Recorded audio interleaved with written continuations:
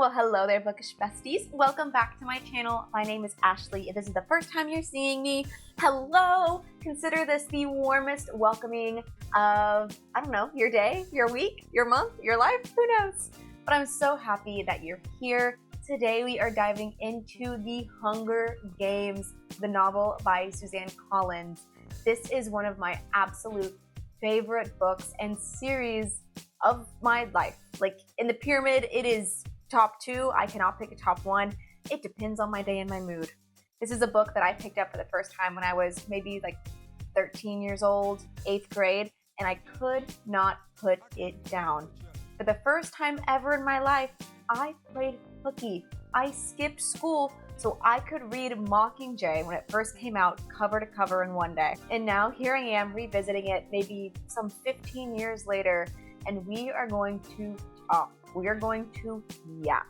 There's going to be some spoilers in this video coming up, so if you've not read the Hunger Games book, if you have not seen the movie, or if you've seen the movie but you haven't read the book and you don't want to be spoiled about things that happen in the book, just so you know, you have been warned. This video will contain spoilers, and I'll let you know when they start. So without further ado, let's go ahead and start our yap. But first, make sure you get all nice and comfy, like I have my fuzzy blanket, and I also have my Celsius because, whew, gear up. This is going to be a long one, but a good one. So get your bevy, and let's get started.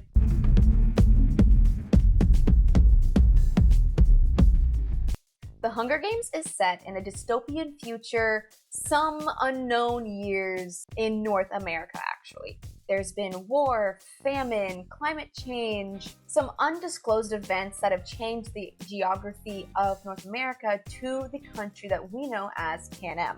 Panem is separated into 13 districts, and after this great war, which they know as the Dark Days, the Treaty of Treason is signed. In this Treaty of Treason, each of the 12 districts must send 2 tributes to fight to the death in an arena.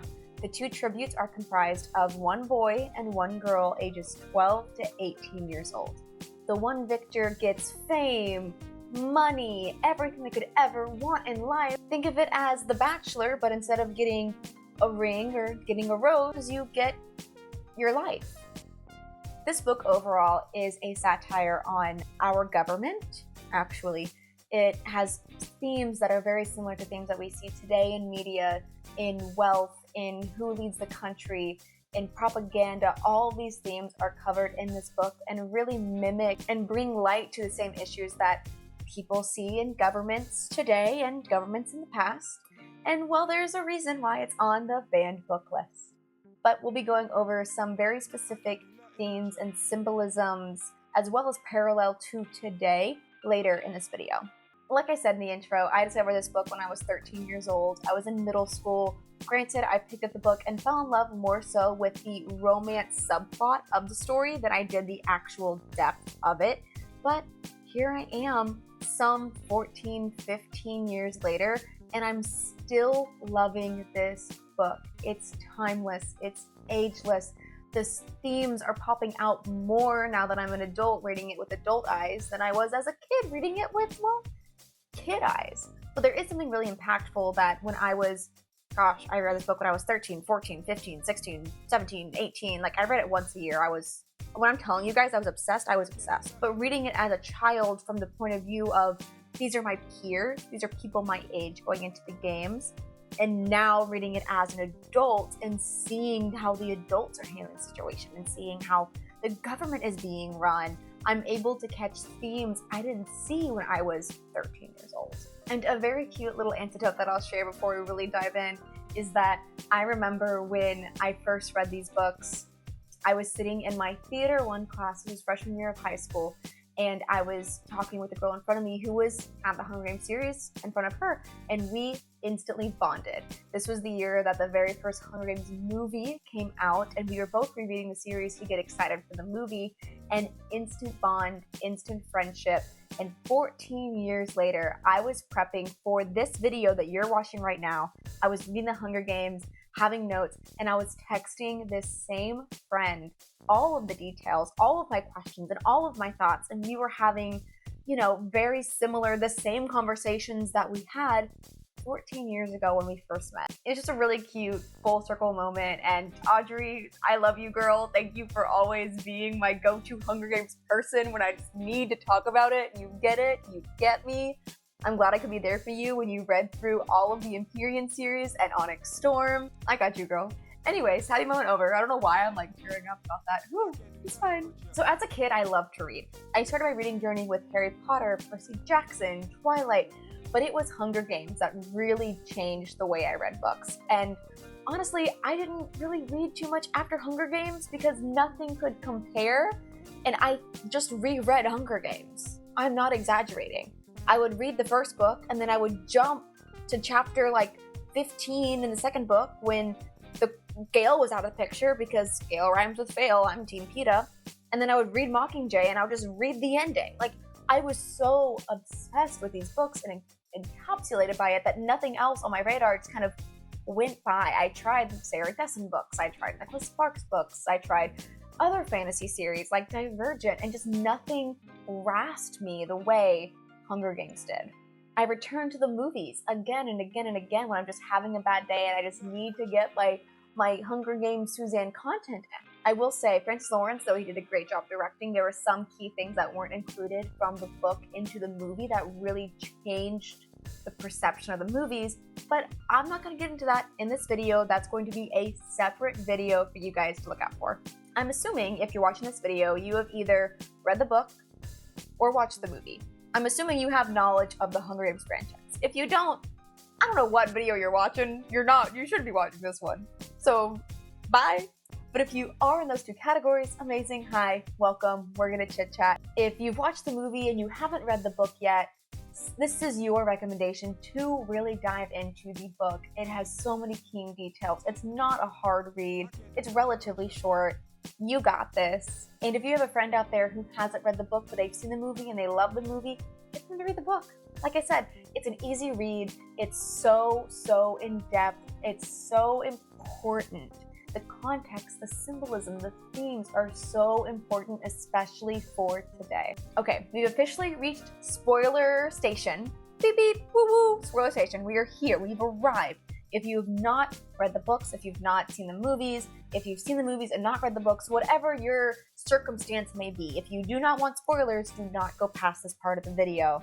I will miss you guys, and I'll see y'all next time. Everyone else, hop on the train. Let's get started. All right, let's start with just an in-depth plot summary. Let's talk about the actions that happened in the books, refresh everyone's memory, because maybe it's been 15 years since you read the book.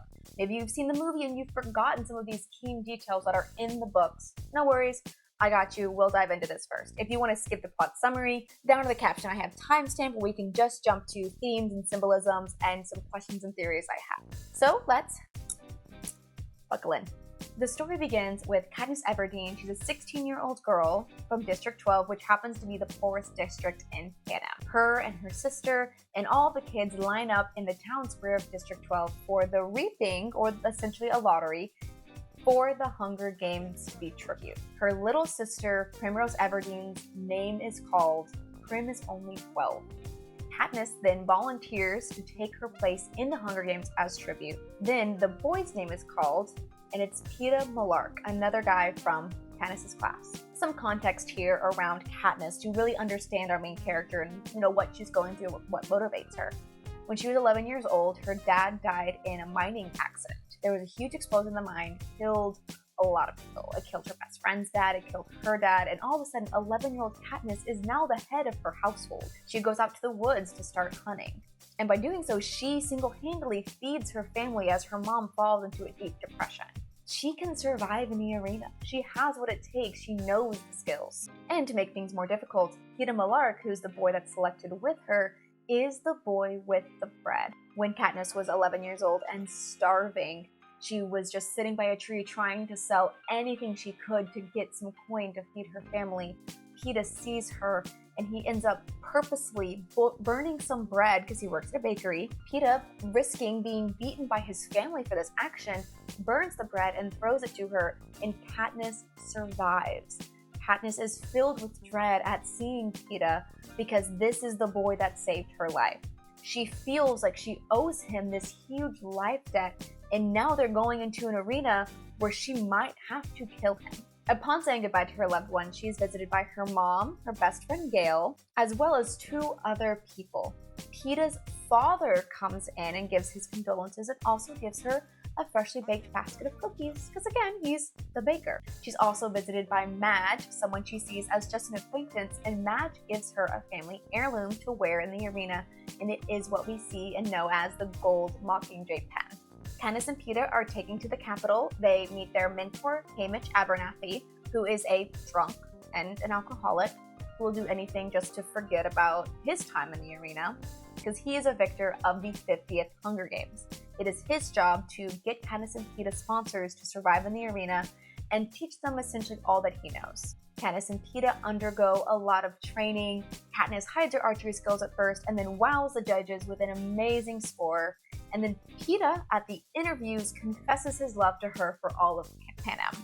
But during this training, a lot is revealed to the readers. We start to see Katniss's internal monologue about who she is and what motivates her, as well as who do I trust, and she starts to wonder what are the motivations of other players in these games. Her and Peeta form a semi-alliance. They're told to, anytime they're in public, hold hands, talk to each other, talk to nobody else, but be so infatuated with each other as a semi-form of rebellion, we come to learn. Katniss does hide her skills with a bow and arrow during the initial training sessions, but in her private sessions with the game makers, she is shooting for the kill. Amazing bullseyes. The game makers are so distracted, she gets so frustrated, she, without thinking, just launches an arrow straight into the game makers' area where they're sitting. So literally launches an arrow at the game makers.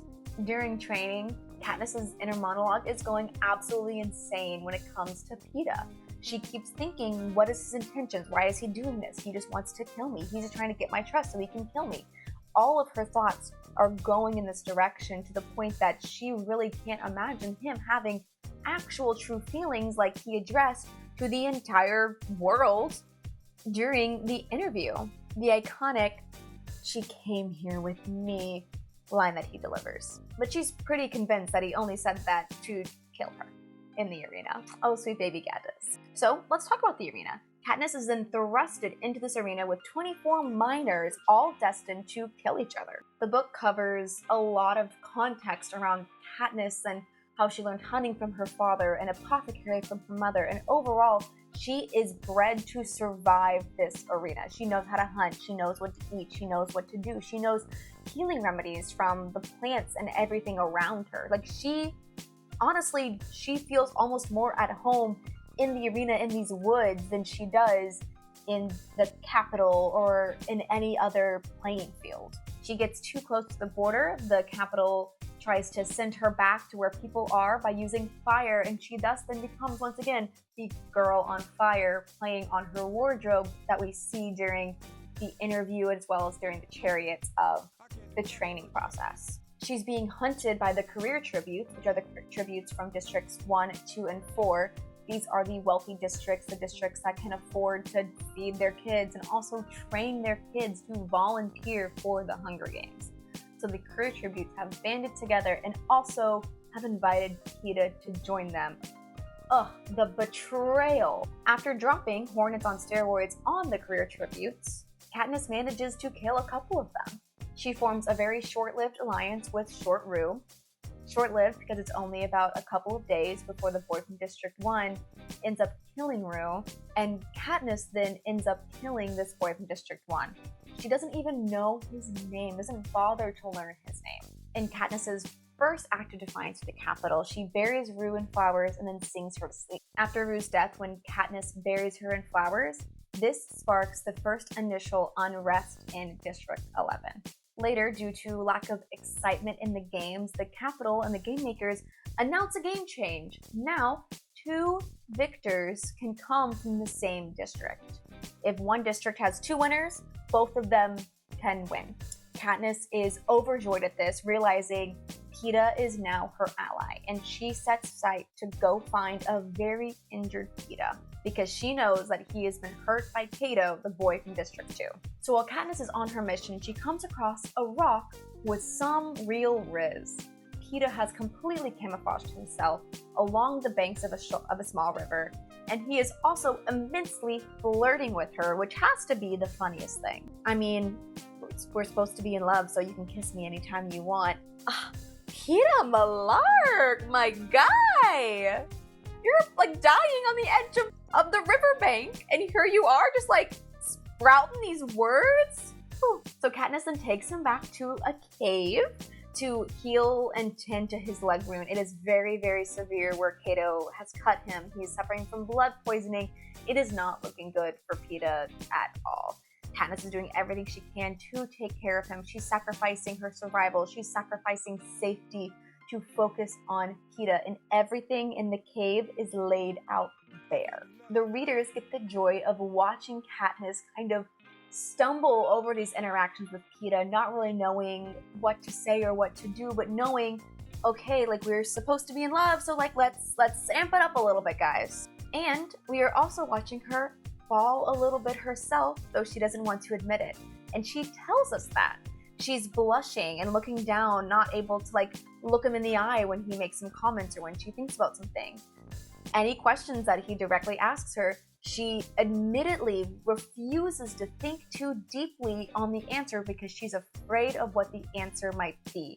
She's paying super close attention to him, more attention than you would think. And it comes clear to her, she says this in the beginning of the book, that she's been paying more attention to the boy with the bread than she has previously thought. Katniss is sacrificing her life to save this guy, and one time they kiss, it's so passionate that it leaves her longing for more. Miss Ma'am, just admit it, it's fine. You like having his cuddles, you like holding his hand. It's okay, it's not weak, but I also understand you're just trying to survive. You are in fight or flight, and right now you are fighting, my girl, you are fighting. Peeta's charisma and rizz, as the young ones say it, in the cave is just unparalleled and unmatched. Katniss isn't really faking either, finding moments of truth to tell him, even though, again, she won't commit to her full feelings. She can't think about that right now. Her focus is on just getting them both out alive. Katniss then risks her life to go get medicine that Peeta direly needs. She has a confrontation with Clove, which is the girl from District 2. Thresh, District 11, Rue's partner, ends up killing Clove, and when confronting Katniss, he heard Clove brag about killing Rue and talking about how Katniss and Rue were allies. Thresh, District 11, learning that Katniss, our female main character, had allied herself with his district partner, he saves her life. We hear the boy from District 2, Cato, yelling and screaming. District 2 girl, Clove, is crying for her district partner as Thresh kills her, and her partner gets there way too late. Clove is dead. Katniss is spared with Peeta's life-saving medicine, and it truly does save his life. Also, side note, we were robbed of a Clove and Cato POV because I feel like those are the true two star-crossed lovers. Suzanne, maybe some ideas. It's interpreted to us readers that Cato then kills Thresh, and now there's only 3 left. The game makers turn it up a notch, and they release mutations, which are creatures created and designed by the Capitol. These mutations, also known as mutts. What's really terrifying about these specific mutations is that they are wolf-like creatures that have the same hair color and the same eyes as the fallen district tributes. Each of these wolf-like creatures have a collar with a district number on them. And the one that haunts Katniss and Peeta the most is the golden one that leads the pack with sharp green eyes and a 1 collar. Glimmer. And it forces to ask us readers, what did the Capitol do? Did the Capitol truly just take the likeness of these tributes? Or did the Capitol physically take parts of the fallen tributes to create these mutations? We wouldn't put that past the Capitol for doing that. Fast forward, Katniss, Peeta, and Cato have escaped the mutations for now. They are at the top of the Cornucopia in the very center of the arena.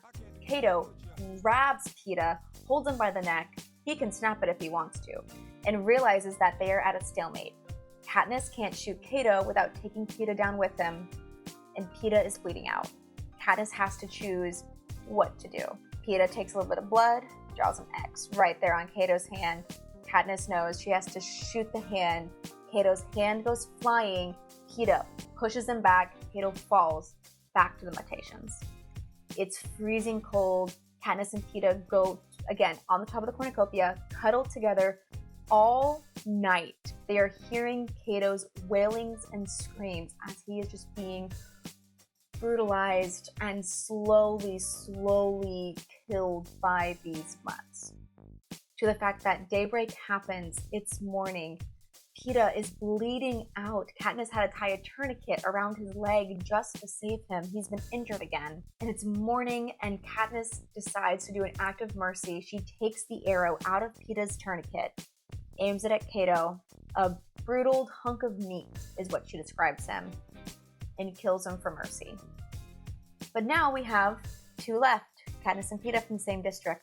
They hop off the cornucopia and nothing is happening. There's no bells, there's no alarm, there's no announcement. It's just them two.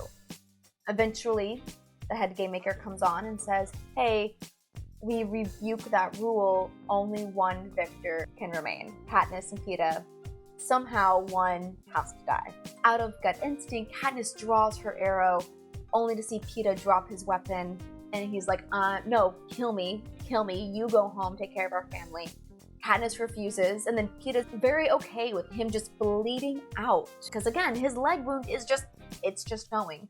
And then Katniss thinks of the berries, the Nightlock berries. She goes and she grabs the handful they collected, knowing that they had killed a fellow tribute earlier in the games.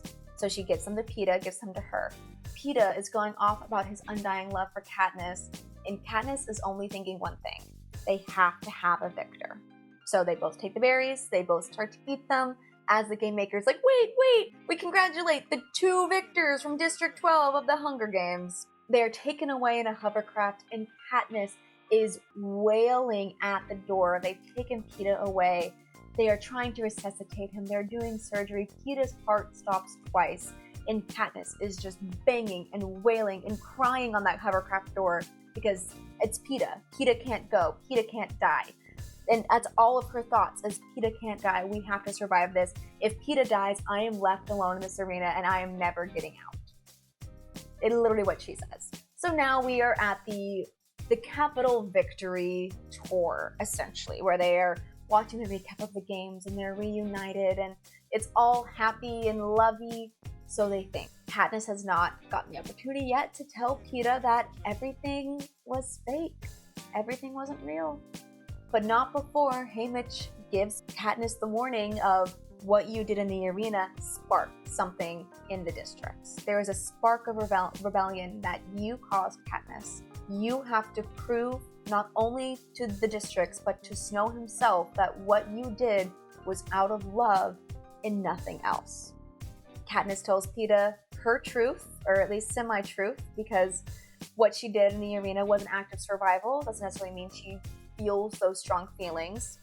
My editor's note is that she felt it, she just didn't know or understand what those feelings meant because she was so focused on survival. Maybe it wasn't as deep as Peeta, but something was there because she was still longing for his hand when he let it go. She was not ready to let go of his hand when they got to District 12. But that's Hunger Games! Huh? Happy, right? I would love to know what it says about me that this was my favorite book when I was like 13 years old.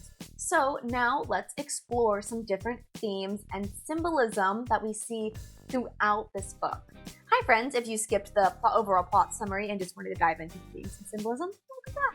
So starting with some themes that are really important to the book. The entire premise of the games is survival. Katniss's skills in the arena and also at home as a hunter showcase her skill for survival. She learns the knowledge of plants from her mother and the archery from her father, as well as how to tie traps and do, snares, and her ability to create snares. All these things that lead to her survival and just essentially her will to survive against all odds is so prominent in this book. Her journey from District 12 to the arena and back is a testament to her ability to survive emotionally and physically. Katniss's decision to sacrifice herself as tribute in place of Rue is probably the biggest evidence we have in this book of a sacrifice, but it's not the only one. Throughout the book, Peeta and Haymitch both make sacrifices on themselves to ensure Katniss's survival. Even Rue ends up sacrificing herself for Katniss's plan to ensure Katniss's survival. The Capitol's control over the districts continues to be an ongoing theme throughout this series. The Hunger Games is simply a form of that control. It's a reminder of the Capitol's dominance over the districts, that they're the ones in power. And there's a really stark contrast between the Capitol's wealth and good and food compared to the districts that really enhance this stark oppression that we see. Although the full-scale rebellion doesn't happen into the later books, the spark of the rebellion starts right here in the Hunger Games. Katniss's act of defiance, starting with hunting in the woods at age 11, to singing to Rue and burying her in flowers, and eventually ending with the Nightlock berries in the games. These all represent very, very subtle resistances to the Capitol's overall control. Katniss really begins to question herself and her identity as she navigates not only her role as a tribute in the arena, but eventually to be the symbol of a rebellion. Her relationships with Peeta and Gale both add to this idea of self-discovery. She learns about love and loyalty and her own capabilities beyond just survival. There are multiple versions of Katniss that we see in this book and throughout the entire series, but just in this book, we see Katniss as the devoted daughter and the head of the household, the head moneymaker and provider. We see Katniss the tribute, the small, scared, not sure what to make of the Capitol. We see Katniss the decorated tribute, the one that's envious, the crowd, the persona she puts on when she's on that chariot, when she's in that interview. We also see Katniss the love symbol, the eyes of Peeta's affection and thus the Capitol's affection. And then in the arena, we see cold, heartless, killer, hunter, survival Katniss. Throughout the book, Katniss really refuses to give thought to any of these personas that she's had to play, with just focusing on surviving. Katniss's and Peeta's star-crossed lovers storyline is a really prime example of how the Capitol uses the media to manipulate the audience and tell an intriguing story and manipulate the conversation. This helps to turn the games into a spectacle to ensure that everyone is watching. The moral dilemmas that Katniss faces, that's the one. The moral dilemmas that Katniss faces during this book are so significant. She's constantly questioned by her ethics of killing, essentially. She's told by Gale that, she's good with a bow, she can hunt animals, and Gale's straight up like, how is it any different killing a tribute in the arena? So it's navigating these moral ethics of killing to survive in the games, the morality of even playing the games to begin with, and the complexity of what her actions mean to the rest of Panem. Her choices, like allying with Rue and her burial of Rue, as well as sacrificing her own potential survival to save Peeta, shows us where Katniss's moral compass is. There are some tributes, like Marvel in District 1, that she didn't think twice about killing, but then there are tributes that she didn't necessarily directly kill, that she still thinks about and haunts her to this day, like Rue and Glimmer. The games themselves are this huge demonstration of inequality, where tributes from the wealthier districts, like the career districts 1, 2, and 4, have better training and better resources and even volunteer for the games themselves, and they're most likely to win, are pinned up against these poorer districts that don't have those same resources. This is a key part in the Capitol really trying to wedge division and divide amongst the district themselves to keep them separate, because they're easier to control that way. I mean, the very first decision that was made to drive the plot was driven out of love. Katniss's love for Prim is what made her volunteer for Prim at the Reaping. Then it continues. Her love for Prim really influences her allyship and relationship with Rue. I wouldn't necessarily say that, Katniss, I would say Katniss loved Rue. Katniss saw her sister in Rue. She saw a friendship. In the very small time they had together, I can come and say that Katniss loved Rue. She loves Peeta in her own way. And those motivations to, again, sacrifice her own means of survival in order to potentially even save him, give him an extra day, get him to go home. This all becomes very central to the narrative. The Hunger Games also explores human nature and the will to survive, what a human is capable of doing under pressure, but also the genuine compassion of people and of humans. It shows both the brutality and the kindness. We have characters like Katniss, who shows compassion and bravery whenever she can, and those are her true colors coming out. And then we have the characters like the career tributes, Cato and Clove, who show this brutality and this extreme force where they're literally banding together to go out into the woods to kill for sport. Katniss really only fires when necessary. It's in defense. It's to save herself. It's to save somebody else. She doesn't go in with this predatory stance like we see some of the careers do, because they are treating it very much like a game. Okay, let's talk symbolism, because there is so much symbolism in this book that sometimes just goes whoop right over my head. So let's dive in. The Mockingjay is probably the biggest symbol that we see in the Hunger Games. It is everywhere when you start to look. So what is the Mockingjay? The Mockingjay is actually a hybrid at the Capitol. They had Jabberjays, which are the spy birds that were released during the war to send messages back to the Capitol to get some insight on what the rebels were doing and the rebels were planning. Eventually, the rebels figured out what the Capitol was doing. They were sending fake messages to the Capitol. The Capitol got so fed up with this failed project, they just released the Jabberjays into the wild. Realizing later this was a mistake, all the Jabberjays were male. They thought that they wouldn't, genetically reproduce, but they did reproduce with female mockingbirds, thus creating the Mockingjay. It's a capital experiment that not only failed, but it was never meant to exist in the first place. The Mockingjay then becomes a symbol of rebellion, this symbol of hope, this symbol of resilience that against all odds, they're still here. It's also just turned into a big giant middle finger to the Capitol. Katniss originally wears her Mockingjay pin just as a token from her district from Madge before understanding what the Mockingjay pin really means. It becomes a symbol of defiance to the Capitol, especially after Rue, and by the end of the book, it represents that spark of the rebellion. This girl is on fire! Let's talk about fire in the Hunger Games because it is so significant. Katniss, the girl on fire. Fire is associated with Katniss, especially after that first ceremony when she's covered in head to toe, and her interview when she's twirling around in her dress that comes up into flames. Also, in the games, when the game makers are spitting some fun at that catchphrase and they're chucking fireballs at her.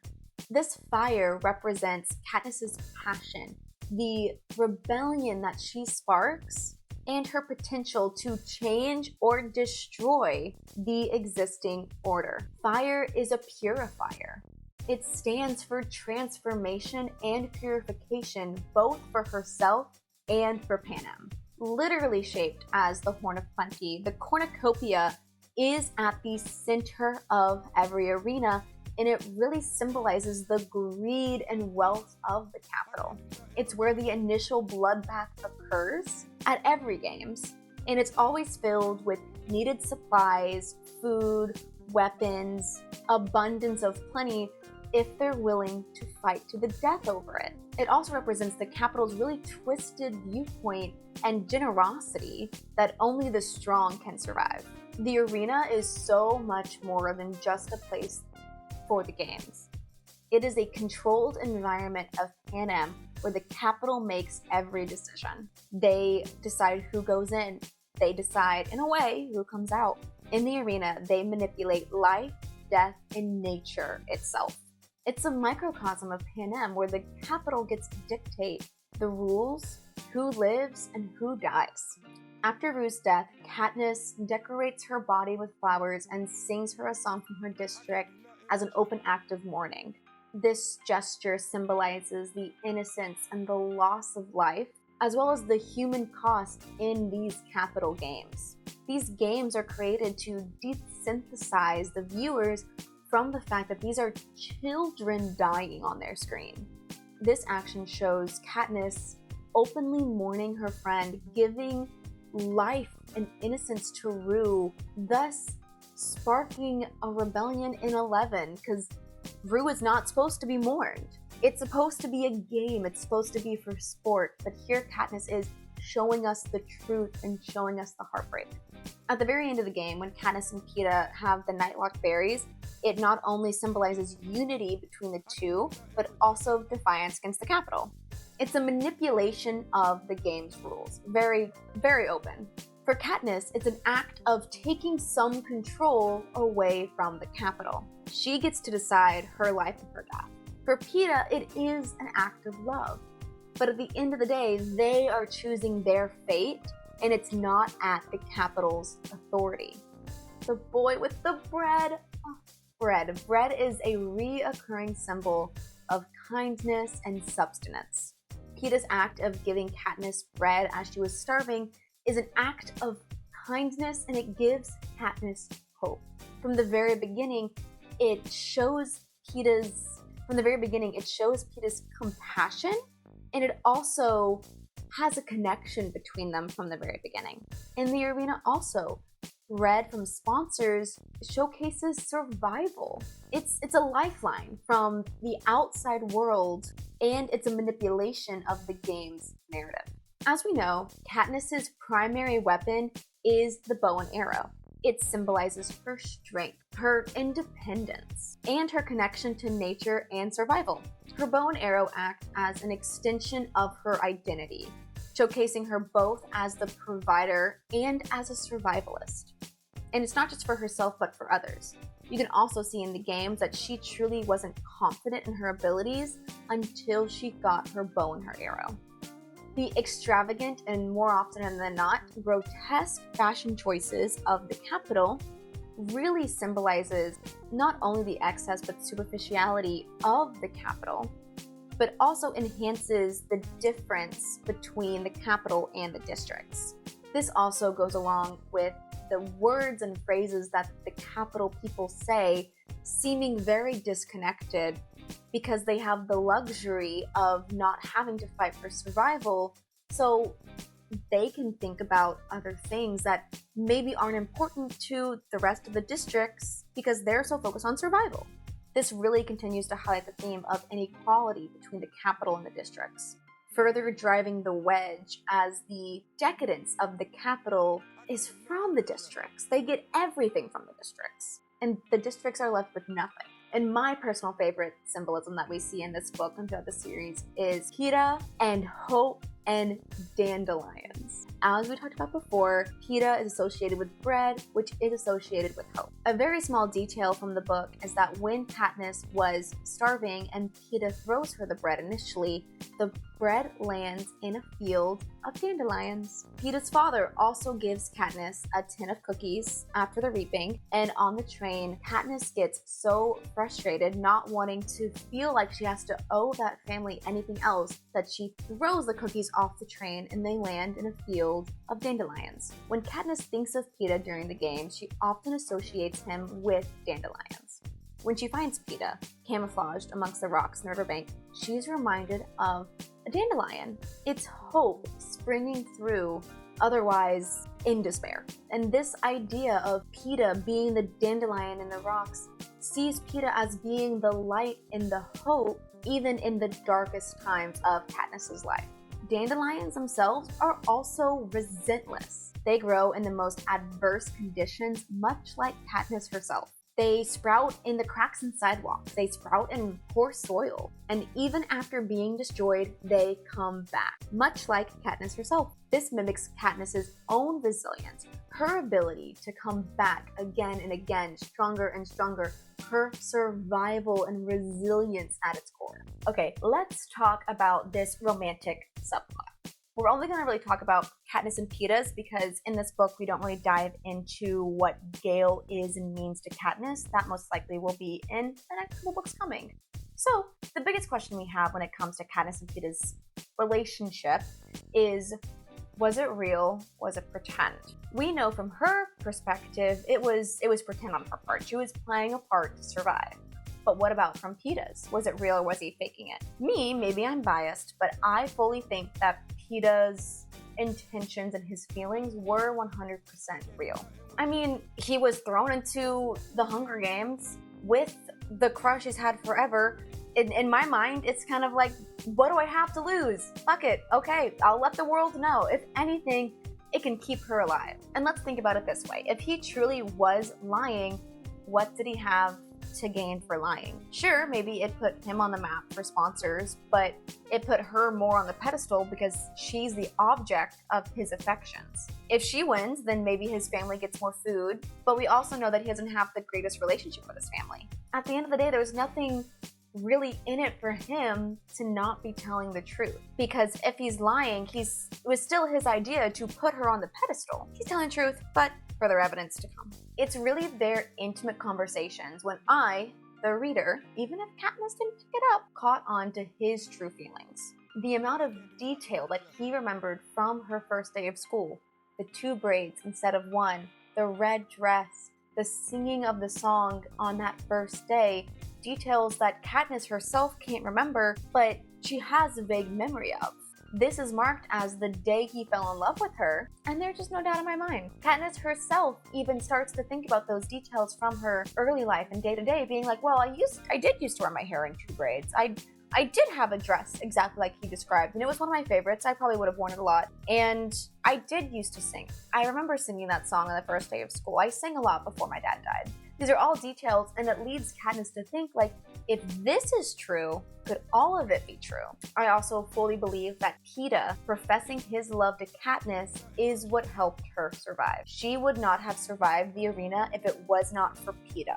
She needed Peeta's charisma in order to get the sponsors that saved her life. Hamish was right. Peeta made her look desirable because without Peeta being there to literally paint the picture of Katniss, Katniss was forgettable. She had a good score and she knew how to survive. But those gifts in the arena, the medicine for her burns, the medicine for Peeta, the soup, the bread when she needed it most, all of that came from sponsors who liked her because of what Peeta set her up to be. And yes, Peeta doesn't have a lot of survival skills in the arena. Katniss saved his life in the arena. There was no argument on that. But the argument comes is that they are dependent on each other for survival. Because Katniss wouldn't have been there to save Peeta if Peeta hadn't been there for Katniss at the beginning. My favorite moments in this book were those moments where we caught Katniss lingering a little too long on Peeta's features, Peeta's thoughts and intentions, or her own thoughts about Peeta. She's always looking down to hide her blush or actively not thinking too much into a question for fear of what the answer may be.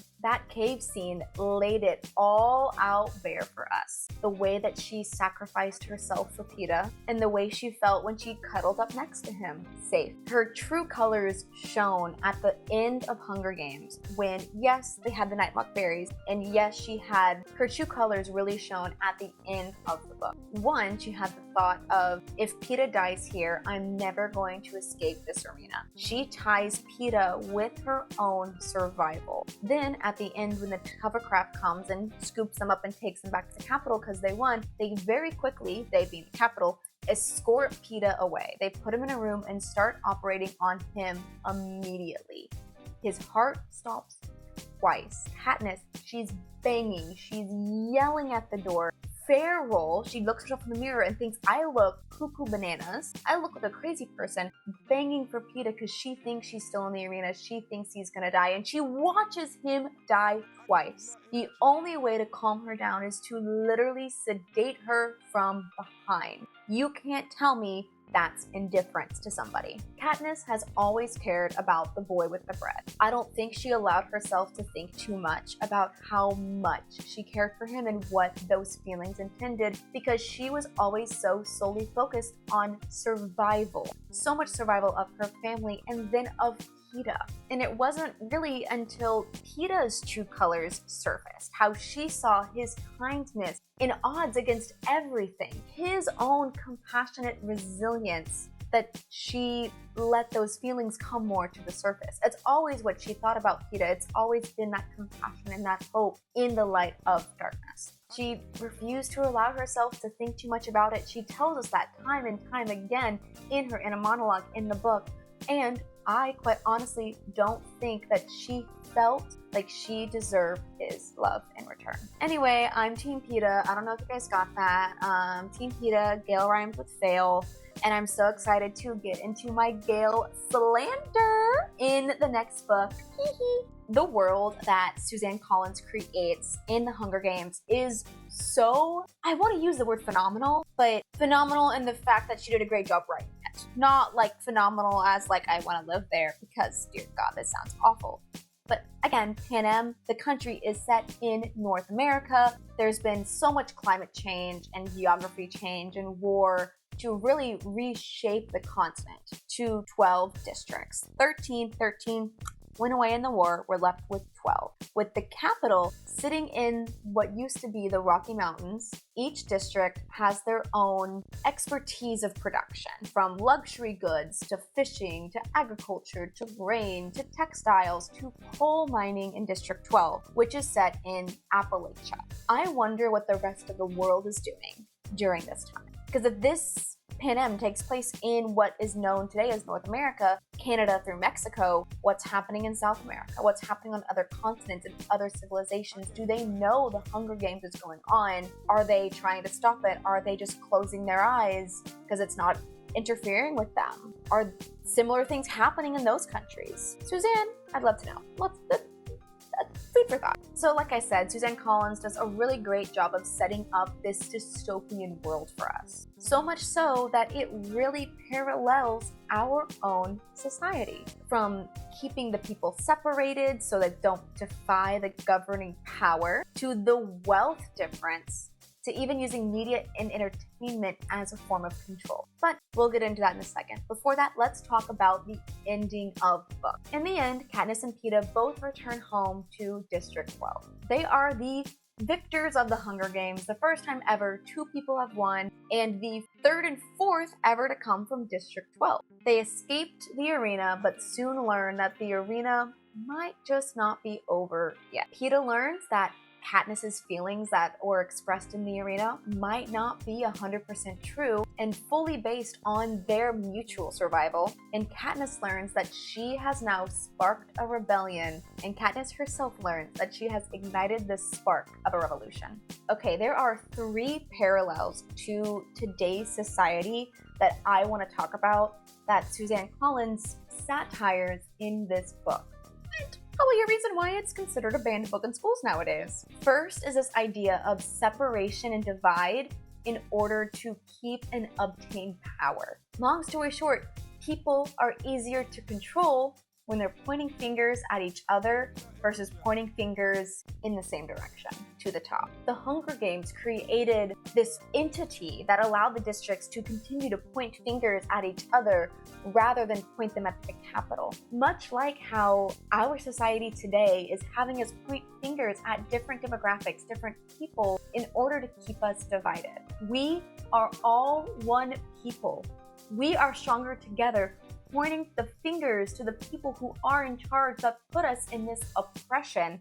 But instead, we are too busy, distracted by those same people in power to point fingers at each other. All right, I'm not off my high horse yet, guys. Strap in. Let's talk about the wealth distribution. This is a fun one because in the districts, each district is in charge of an aspect of production, from luxury good and items, war items, technology, fishing, livestock, agriculture, lumber, coal mining, you name it. Each district has their own niche, and everything goes pretty much to the capital, to that small percentage of the wealthy that makes up a majority of the country's wealth. They're the ones at the top who make the decisions. They're the ones who tell the little mice in the districts what to do, and controls every aspect of their life and uses money and therefore food to control districts. The districts are being starved out as food gets so expensive to purchase. They're forced to work these long hours to increase production as not only a form of control, but also so the wealthy and elite get to keep their lifestyle. Does that sound familiar? In this country and I'm in the United States of America, I don't know if you guys could tell by my accent, but in the US, we do have this huge divide between the wealthy and just the middle class. And that gap divide just keeps getting bigger and bigger. So the top 1% is the wealthiest of all and making all of the decisions essentially for the rest of the country. We now have essentially an oligarchy running the government of the United States, making those corporate decisions that make the laborers the ants, if you will, working for the grasshoppers. Now, it's not as severe as we see in the Hunger Games, but it's there. That wealth divide is there. And now let's talk about the games themselves, this use of entertainment as a distraction. This conversation went very viral around the Met Gala, and I think that's a really great place to start. So with the Met Gala, it was a parade of celebrities dressed in the most elaborate costumes, is the only word I have for it, by world-class designers for what? It's an event at the Met. But the whole aspect of it are these themed costumes, these outfits, these designs that all tell a story of sorts, but they're weird, they're wacky. There's articles, videos, specials, all cameras pointing to the Met Gala, to these designs, to these celebrities, just for the sake of the designs and the celebrities. And it's giving very eerie capital citizen vibes, where let's distract on what's going on in the world and let's pull our cameras over. So this is the narrative. So these celebrities, these costumes are the narrative. Eggs have doubled in price for the everyday consumer because we need to look at what Zendaya is wearing right now.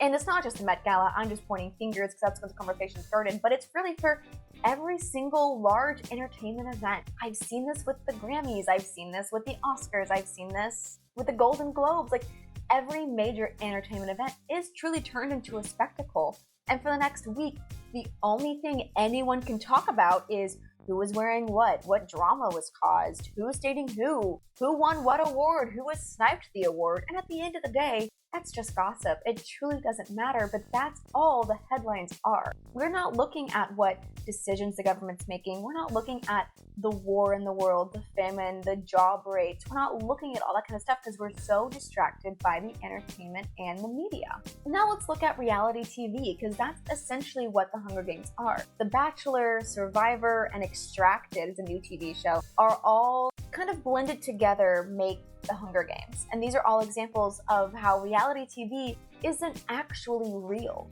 It's all a script. It's manipulated by producers to tell an engaging story, to engage audiences, to keep them watching. I've watched enough behind the scenes of The Bachelor to know when a person gets a villain edit by the producers, that's exactly what that is. And sometimes a really terrible person gets a great edit by the producers because that person ends up winning, and then their true colors are shown by the very end after the final rose. I'm looking at you, Jeb, by the way. But it's all about how the producers want to tell that story. It's all manipulated by the producers. They take screen grabs and recordings from different experiences that this person's going through during the show. Maybe they're crying because they miss their mom, but they're going to put that crying scene right next to a scene where someone's telling them off, or there's a conversation had that didn't go so great with the star of the show, and now this person's crying and it makes them look weak and vulnerable, when in reality, it's completely taken out of context. So if you are still craving some more dystopian, if you want to dive into more parallels of society, some book recommendations, if you're looking to get back into that YA dystopian circa 2012 vibe that we all were in, couple recommendations. Divergent is a really great series. The Maze Runner is a really great series. The Selection is more Bachelor, less killy, but still a great series. Matched, and also Shatter Me. The female main character of Shatter Me does remind me so much of Katniss, so would definitely recommend that series. And Aaron Warner. Ugh, they don't make characters like Aaron Warner anymore. But if you're looking to some banned books to increase your repertoire, might I suggest 1984, Fahrenheit 451, Lord of the Flies, A Handmaid's Tale, Scarlet Letter. Enjoy the chaos. All right, some lingering questions that I have after this book. Keeping in mind, I think I've read this book at least 20 times in my life, and these are questions that I still haven't answered, so I would love your thoughts and opinions in the comments below on what you think the answer to these questions are, and these theories, if you will. So the first one is actually a question I've asked many people. Are the reapings rigged? They mention the possibility of it being rigged often in Hunger Games, and I might bring this question up again because it comes relevant in other books, but the idea that Prim's name was pulled on purpose in book 1, either as a form of entertainment because they knew that it was going to be drama for a 12-year-old to go in, or to punish Katniss because they knew what she was doing in the woods. Let me know below. What do you think? Are the reapings rigged? Every tribute, when they go in the games, they get a tracker inserted in their arm. There's never a point in the games and Hunger Games that talks about the trackers coming out. Do we think that the trackers are still in every victor's arm as a way for the Capitol to keep track of their victors? Thoughts? Okay, let's have the fox face debate. When Peeta pulled the nightlock berries and put them in the pile and she ate the berries and she passed away, did she do that on purpose? Or did she truthfully not know? I think she truthfully did not know. There's a note in Hunger Games that talks about the training session, and Nightlock was not the berries on the training session. That was not in there. Katniss even had a moment to be like, these are berries that she barely knew of. Her dad had to tell her. I think that they truly, actually, unwillingly tricked Foxface because Peeta had pulled them with the intention to eat them. And as we know, Foxface had been pulling supplies from their careers, and that's how she survived. So she followed Katniss and Peeta and was doing the same thing because, again, their full intention was to eat them. They weren't setting them aside to, like, kill later. But I would love to know what you guys think. And this is a topic that I talked about a little earlier in this video, but I want to bring it up again. There are people out there, mainly just the movie watchers, who describe Peeta as weak and that he wouldn't have survived the games without Katniss. And while the latter is definitely true, from the very beginning, Peeta made Katniss likable. His strength is not just like physically, like he's strong, but his strength is in his charisma and his performance ability and how he's able to make Katniss likable and have Katniss get sponsors. So my opinion is that Katniss was set up to win, set up for victory by Peeta because he made her able to get sponsors. I don't necessarily think of him as a weak character. Maybe he doesn't have those survival skills in the games, but his strengths are in a different field than Katniss's, which is what makes them such a great team. Because where Katniss exceeds is where Peeta falls short, and vice versa. Where Peeta exceeds, Katniss falls short. They're able to middle each other out and work as such a great team. But I'm open for thoughts in the comments below. All right, thank you guys so much for staying with me to the end. I love these books. As you guys can see, I can yap about Hunger Games for ever and ever and ever and ever. And there are so many implications to today's society that I could continue to go on, but I only stuck to 3. If you guys want me to do more videos on that, I can. If you want me to go more into the depths of these series and more of these theories, I can also do that. But in the meantime, I'm going to continue trekking on with Catching Fire, Mockingjay, and the Ballad of Songbirds and Snakes, as well as doing comparisons to the movie. So I'll be looking at the Hunger Games book and the Hunger Games movie as a whole, looking at those key differences. What happened in the books that didn't happen in the movies? What changes were there? And how does that impact how we feel in the movie? So, very excited for that series. No surprise, one of my top favorites. Honestly, Hunger Games and Throne of Glass by Sarah J. Maas are tied for my top 2 favorite series of all time. I think about Aelin Galathynius every day. I don't think about Katniss or Peeta every day, but it's up there. If you have not read the Hunger Games series yet, let this be the sign from the universe that this is your time. Pick up that book. If your friend has not read Hunger Games yet, this is their sign. Pick up the book. Send this video to them. Maybe not, because a lot of spoilers, but let them know lovingly and carefully that this is a very, very important book to read.